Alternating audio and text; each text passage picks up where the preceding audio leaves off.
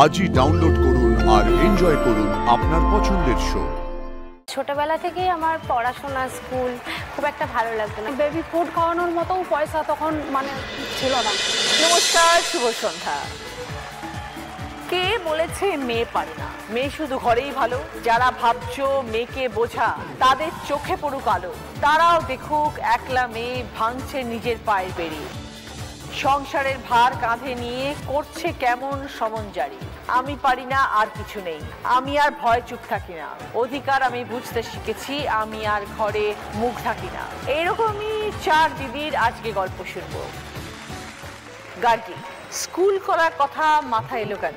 ছোটবেলা থেকেই আমার পড়াশোনা স্কুল খুব একটা ভালো লাগতো না। বাবা মা যখন জোর করে স্কুল পাঠানোর চেষ্টা করতো আমি খুব কান্নাকাটি করতাম, যাব না, সবাই বকা দেয়, কিছু না পারলেই বাইরে বার করে দেয়, কান ধরে দাঁড় করিয়ে দেয়। সো এই হিসেবেই আমি ভাবলাম যে এরকম কোনো স্কুল কেন নেই, মানে যেখানে একটু ফ্রেন্ডলি এনভায়রনমেন্ট হবে, কোনো চাপ লাগবে না, পড়তে ভালো লাগবে, এটা কেন নেই। তো যখন আমি গ্র্যাজুয়েশন কমপ্লিট করলাম তারপরে আমি একটা ট্রেনিংয়ে যাই। সেই ট্রেনিংয়ে গিয়ে আমি একটা সিস্টেমে, ওখানে একটা পড়ানোর যে সিস্টেমটা ছিল সেখানে বাচ্চাদের খুব কম প্রেশারে, মস্তিষ্কে চাপ যাতে না হয় সেইভাবে একটা খেলার ছলে বিভিন্ন বাস্তব জিনিস দিয়ে পড়ানোর একটা শিক্ষা পদ্ধতি দেখলাম। তো আমি ভাবলাম যে এইরকম যদি একটা স্কুল আমিও করতে পারি আমাদের বৈদ্যবাটিতে, তাহলে হয়তো বাচ্চারা পড়াশোনাটাকে ভালোবাসবে আর ভালোবেসে ওখানে স্কুল আসতে আগ্রহী হবে, টিচারদের সাথে আবার ফ্রেন্ডলি বিহেভিয়ারটা ওদের তৈরি হবে। সো এটা ভেবেই আমি আমার স্কুলটা শুরু করি। অবশ্যই বাবা মার সাপোর্ট সেখানে অনেকটা ছিল, যেহেতু 22 বছর বয়সেই আমি এটা শুরু করার ডিসিশন নিয়েছিলাম। সেই সময় বাবা মা বলেছিল না তুমি পারবে। তো ক্লাস 4 অবধি পড়াও? হ্যাঁ, ক্লাস 4। এখন তুমি টিচার্স রেখেছো সব? হ্যাঁ, এমন টিচার রাখা আছে। এখন আমি ক্লাস নিই না, সবাই সাবজেক্ট আলাদা, সবাই আলাদা করে ক্লাস নেয়। তাদেরকে শেখানোর এখনো আমার দায়িত্বটা আছে যে বাচ্চাদের কিভাবে খেলার ছলে পড়াবে, কিভাবে বাচ্চাদের বাস্তবে তাদের সাথে কি করে ফ্রেন্ডলি ভাবে মেলামেশা করবে, পদ্ধতিটা কিভাবে ভেবে।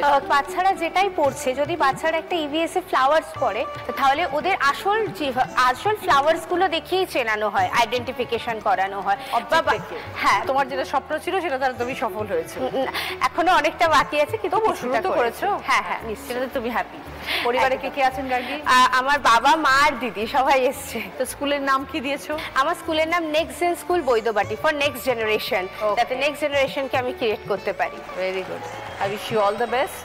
থ্যাংক ইউ দিদি। তোমার স্কুলের জন্য, তোমার স্কুল আরো বড় হোক। Thank you so much. Dona, skin care products তোমার ব্র্যান্ড। হ্যাঁ দিদি। শুরু করলে কিভাবে? ছোটবেলা থেকে আর 5টা মধ্যবিত্ত পরিবারের মতো আমারও সেভাবেই বড় হওয়া।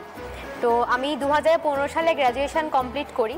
তো তারপরে আমার একটাই লক্ষ্য ছিল সরকারি চাকরি করব। তারপরে আমার মা আমার হাতটা ধরে বলল যে দেখ, সবাই জীবনে চাকরি করে এমন কোনো বিষয় নেই, তুই একটু ব্যবসাটা করে দেখ, ঠিক আছে? আসলে ছোটবেলা থেকে আমি একটু রূপচর্চার প্রতি আমার একটা আলাদা একটা ভালোবাসা ছিল। তো তারপরে আমি 2019 সালে ছোট একটা আগে ওয়ার্কশপ করেছিলাম অনলাইনে, একটা সোপ মেকিংয়ের আমি একটা ওয়ার্কশপ করি।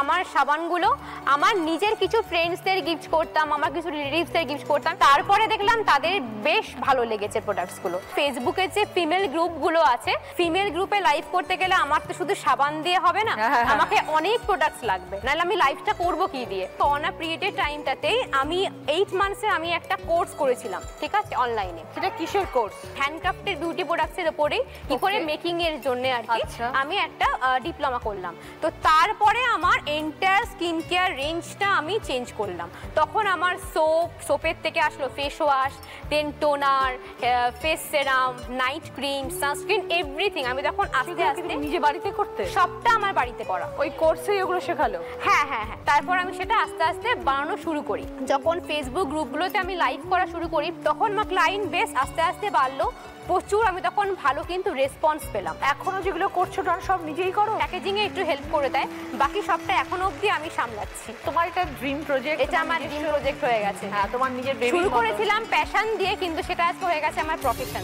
একদম, very good, all the best. তোমার ব্র্যান্ডের জন্য আরো অনেক বড় হও, অনেক শুভেচ্ছা রইল। আশীর্বাদ করুন যাতে আরো অনেক দূর এগোতে পারি। অনুশ্রী, টেলারিং এর কাজ কিভাবে শিখলে? আমার বিয়ে হয়েছে খুব অল্প বয়সে, তখন আমার হাজব্যান্ড সোনার কাজ করতো, বাইরে থাকতো, বাইরে বলতে দিল্লিতে থাকতো। তখন আমার যখন বিয়ে হয় আমি বাড়িতে থাকতাম। এবারে বাড়িতে একটু ঝামেলা হতো, শ্বশুরমশাই বলতেন যে সে টাকা পাঠাচ্ছে না ছেলে, তখন সেই বেবিকে মানে বেবি ফুড খাওয়ানোর মতোও পয়সা তখন মানে ছিল না, এরকম পরিস্থিতি। বেশিরভাগ সময় মায়েদের বাড়ির থেকেই বেবি ফুডটা আসতো আমার বাড়িতে। মানে আমি নিজে তখন ভাবলাম যে এবার আমাকে কিছু করতে হবে, বাড়িতে সারাক্ষণ সমস্যা লেগেই থাকতো। তখন আমি ওখানে আমাদের স্কুলে ভোকেশনালের টেলারিং শেখাচ্ছিল, তখন আমি ওখানে টেলারিংয়ে ভর্তি হই, টেলারিংয়ের কাজটা শিখি। এবারে মানে সমস্যা আরও দিন দিন, যেহেতু দুটো বাচ্চা আরও দিন দিন বাড়তে থাকে বাড়িতে, আমার শ্বশুর মশাইয়ের সঙ্গে আমাদের মানে হাজব্যান্ডের সমস্যা হতেই থাকে। এই টেলারিংয়ের কাজটাই লোকের দোকানে করতাম। সেখান থেকে এরকম করে মানে বাচ্চারা ধীরে ধীরে বড় হচ্ছে, ওদেরকে তো ভালো করে মানুষ করতে হবে, তার জন্য আমি আরও অনেক মানে 3টে দোকান একসঙ্গে ধরলাম। 3টে দোকানের একটা দোকানে গিয়ে কাজ করতে হতো, একটা আর 2টো বাড়িতে নিয়ে এসে কাজ করতাম। এরকম জার্নি করে করে তারপরে তো আমার সঙ্গে প্রচণ্ড অত্যাচার হতো। কাজ শুরু করলাম নতুন করে, তখন আমার একটা সুযোগ আসলো উৎকর্ষ বাংলাতে ট্রেনার হিসাবে লোক নেবে বলে। তখন আমি সেখানে অ্যাপ্লাই করি, উৎকর্ষ বাংলাতে ট্রেনার হিসেবে জয়েন করি। ধীরে ধীরে কিছু পয়সা ধার দেনা করে আমি একটা ছোট টেলারিং শপ করেছি। তারপর ধীরে ধীরে মানে ওখান থেকে গ্রোথ করে ছেলেদেরকে মানুষ করেছি। আমার বড় ছেলে বর্তমানে মেকানিক্যাল ইঞ্জিনিয়ারিং করে কোম্পানিতে জব করছে, আর ছোট ছেলে কম্পিউটার সায়েন্সে বিটেক করছে। আর আমরা একই ঘরে থাকছি, কোনো মানে আলাদা থাকছি না, কিন্তু নিজেদের মতো। ও তার ওর মতো আছে, আমি আমার মতো করে আছি। উনি ওনার মতো থাকেন। হ্যাঁ, জার্নিটা খুব কঠিন ছিল আমার। ডিসিশন সেরকম ছিল বলে আজ তুমি তোমার ছেলেদেরকে মানুষ করতে পেরেছো। হ্যাঁ দিদি, না হলে খুব মানে এত ভেঙে পড়েছিলাম। স্বামী তো দেখতে পাচ্ছে ছেলেরা মানুষ হয়েছে না। শারদাশ্রী, তোমার কাজের সম্পর্কে এবার শুনি। এখন তুমি এক্স্যাক্টলি কি করো? আমি এখন একটা প্রাইভেট ইউনিভার্সিটিতে ইএসজি অফিসার হিসাবে কাজ করি। আমি ভাবতাম যে এরপরে কি করব। তখন আমার মামি বলে যে একটা ভালো সাবজেক্ট রয়েছে এনভায়রনমেন্ট, স্কোপ আছে পর। তখন ঘরেতে নিজের চেষ্টাতেই আমি বিশ্বভারতীতে মাস্টার্সের জন্যে আবেদন করি, আর আমি চান্সও পেয়ে যাই। আমার অল ইন্ডিয়া 13 র্যাঙ্ক এসেছিল। তো সেখানেতে আমি 2 বছর মাস্টার্স করি।